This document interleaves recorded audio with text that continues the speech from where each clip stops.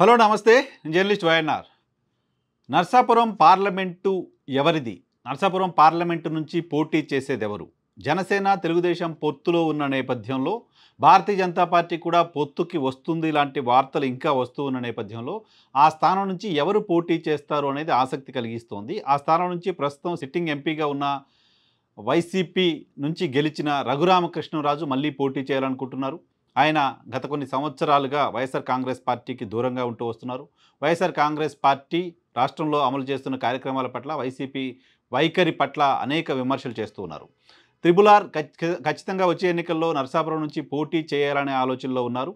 ఇటీవల తెలుగుదేశం, జనసేన పార్టీలు ఉమ్మడిగా నిర్వహించిన ఒక సభకు వెళ్ళి అక్కడ ఆ సభలో ప్రకటించారు, నరసాపురం నుంచి తాను పోటీ చేస్తాను, నాకు టికెట్ రాదు, జనసేన నుంచి పోటీ చేస్తారా, టీడీపీ నుంచి పోటీ చేస్తారా అంటూ రకరకాల మాటలు చాలామంది మాట్లాడుతూ ఉన్నారు. ఆ ఇద్దరు పార్టీల అధ్యక్షుల ముందే చెప్తున్నాను, నరసాపురంలో నేను ఎక్కడ పోటీ చేస్తానో చూస్తారు, నరసాపురంలోనే వీళ్ళిద్దరితో కలిసి భారీ బహిరంగ సభను ఏర్పాటు చేస్తాను అంటూ ముగింపులో జై బీజేపీ అంటూ ముగించారు. సో కూటమిలోకి బీజేపీ వస్తుందని రఘురామకృష్ణరాజు బలంగా నమ్ముతున్నారు. సో కూటమిలోకి బీజేపీ వస్తే భారతీయ జనతా పార్టీ అభ్యర్థిగా రఘురామకృష్ణరాజు పోటీ చేయడానికి సంబంధించిన ఆస్కారం చాలా ఎక్కువగా కనపడుతుంది. ఇన్ కేస్ భారతీయ జనతా పార్టీ కూటమిలోకి రాకపోతే టీడీపీ లేదా జనసేన నుంచి ఆయన పోటీ చేసే అవకాశం ఉన్నట్లుగా వార్తలు వస్తున్నాయి. ఆయన కూడా దాన్నే ధృవీకరిస్తున్నారు. రెండు పార్టీలకు సంబంధించిన అధినేతలు కూడా రఘురామకృష్ణరాజుకి ఆ స్థాయిలో ప్రయారిటీ ఇస్తున్నారు. వాళ్ళిద్దరూ కూడా, ఆ రెండు పార్టీల అధ్యక్షులు కూడా రఘురామకృష్ణరాజుతో సన్నిహిత సంబంధాలను కలిగి ఉన్నారు. కాబట్టి రఘురామకృష్ణరాజుకి అక్కడ టికెట్ రాకపోవచ్చు లాంటి చర్చకి ఏమాత్రం కూడా ఆస్కారం లేదు. అయితే అనకాపల్లి నుంచి పార్లమెంటుకు పోటీ చేయాలనుకున్న పవన్ కళ్యాణ్ గారి సోదరుడు నాగబాబు ఇప్పుడు నరసాపురం పైన కన్నేసినట్లుగా సమాచారం అందుతోంది. నరసాపురం పార్లమెంటుకు గడిచిన ఎన్నికల్లో ఆయన పోటీ చేశారు, గణనీయంగా ఓట్లు సాధించారు. ఈసారి కూడా నరసాపురం నుంచే పార్లమెంటు బరిలో దిగాలని నాగబాబు నిర్ణయించినట్లుగా సమాచారం అందుతోంది. ఆయన నిజానికి అనకాపల్లికి సంబంధించి ఏర్పాటు చేసుకుంటూ వచ్చారు. అనకాపల్లి పార్లమెంట్లో నియోజకవర్గాల వారీగా, అసెంబ్లీ నియోజకవర్గాల వారీగా నాయకులతో సమీక్ష సమావేశాలు నిర్వహించారు. సో కొనతాల రామకృష్ణ అక్కడ సీట్ ఆశిస్తున్న నేపథ్యంలో ఆయనకు అసెంబ్లీ టికెట్ ఇచ్చి పార్లమెంటుకు నాగబాబు వెళ్ళాలి, నాగబాబు పోటీ చేయాలి లాంటి వార్తలు వచ్చాయి. ఈవెన్ పవన్ కళ్యాణ్ కూడా పోటీ చేయొచ్చు లాంటి వార్తలు వచ్చినప్పటికీ నాగబాబు అక్కడి నుంచి పోటీ చేస్తారంటూ ప్రధానంగా వినిపిస్తూ వచ్చింది. ఆయన అక్కడ స్థానికంగా ఒక నివాసాన్ని కూడా ఏర్పాటు చేసుకుని అక్కడే ఉండడానికి సంబంధించిన ఏర్పాట్లు కూడా చేసుకున్నట్టుగా వార్తలు వచ్చాయి. అయితే అనూహ్యంగా సో అక్కడి నుంచి పోటీకి ఆయన విముఖత చూపిస్తున్నారు.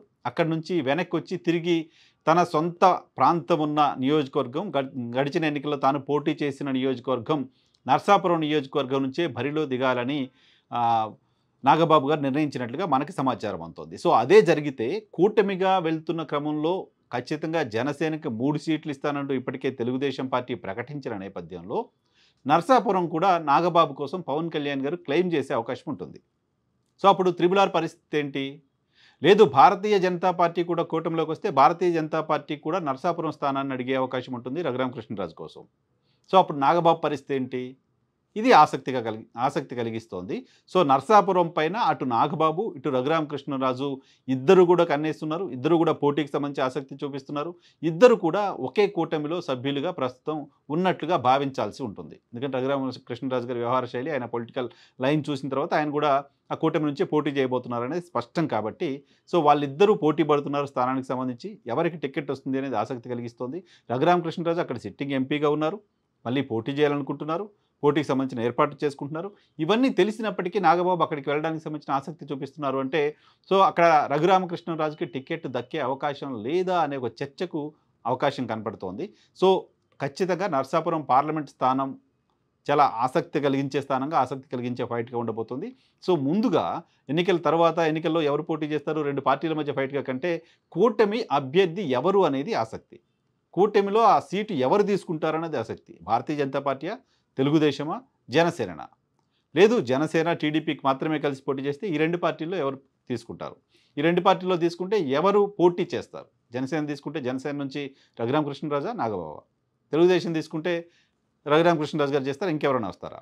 భారతీయ జనతా పార్టీ తీసుకుంటే రఘురామకృష్ణరాజు గారైనా ఇంకెవరైనా ఉన్నారు? సో ఇటువంటి ఆసక్తి ఉంది. ప్రధానంగా వీళ్ళిద్దరి మధ్య ఫైట్ అయితే పొలిటికల్గా ఇంట్రెస్ట్ జనరేట్ చేస్తోంది.